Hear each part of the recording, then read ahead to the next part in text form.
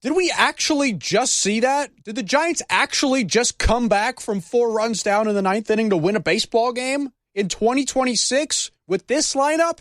I have to go back 3 years or 4 years or 5 years to find something like this. The Giants were down 6 runs in the 6th. They were down 4 going into the 9th inning. They had nothing going, and then all of a sudden, bang! They come back. A grand slam from Bryce Eldridge to walk it off?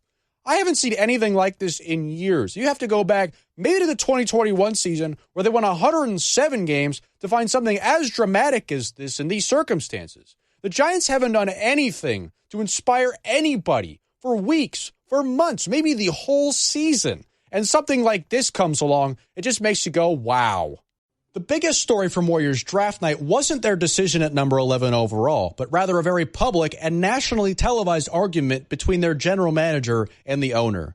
It's obvious to see Joe Lacob's fingerprints over the day-to-day basketball operations ever since he took over a bigger role in 2019. The product is much worse off because of that than it was before he took that big role. Bob Myers left the general manager role in 2022 after winning a championship, in large part because of his inability to do the job in full. Mike Dunleavy took the job in 22 under a tight leash from Lacob, but we didn't know just how tight that leash might be until last night's argument.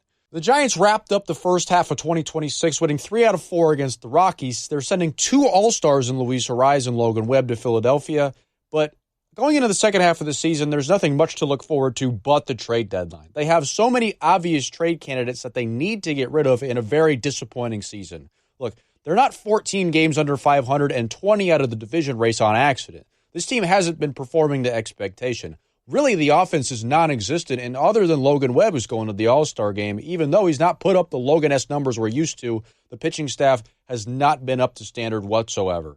Going into the second half of the season, looking at the trade deadline, they need to find exactly what they can get for all of these dudes on the roster who they're paying too much and are doing too little. Look, their farm system is excellent, don't get me wrong, but every prospect counts. Every single piece that you can get for every single one of these aging stars that you're paying too much is gold, because this season is going nowhere and there's no reason to keep them if your alternative is stacking up an already stacked farm system to compete into the years to come.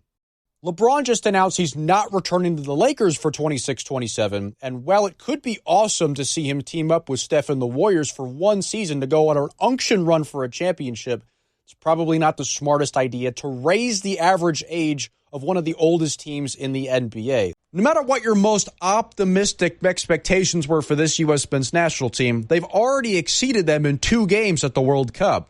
Against Paraguay and Australia, they've scored 6 goals, conceded just 1, and with Turkey losing their first 2 games of the group stage, the U.S. has already clinched the top spot in Group D with a game to spare. And a lot of credit has to go to Coach Mauricio Pochettino. The U.S. Soccer Federation went into debt to get his services, and he's already proven why he's the man for the moment. Missing his most crucial player in Christian Pulisic in the game against Australia, he configured the squad, and it didn't even matter. They went out and they got the job done. He's their most innovative and creative manager they've ever had in the history of the national team. And in just 2 games, he's already tied the record for most wins at a World Cup in U.S. men's national team history.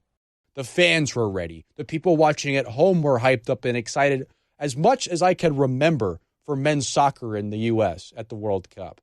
The journalists in the booth were ready. The writers at home were ready. Everybody was ready except for the guys on the field, who looked like they didn't know the game was happening. I mean, they got dominated from minute 1. They were losing the midfield battle. They were losing out on all the 50-50 balls.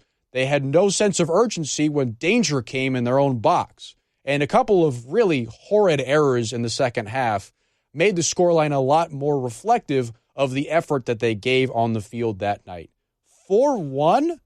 I mean, you had everybody ready for this moment. You had a chance to show the world that American soccer was ready to take the next step, and you failed.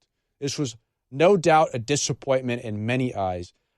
Even though they had a very promising start, very memorable group games, this was the spot where they were going to make their statement against a legit top 10 team in the world at home with everything going your way, and they couldn't do it. Their star players did not show out.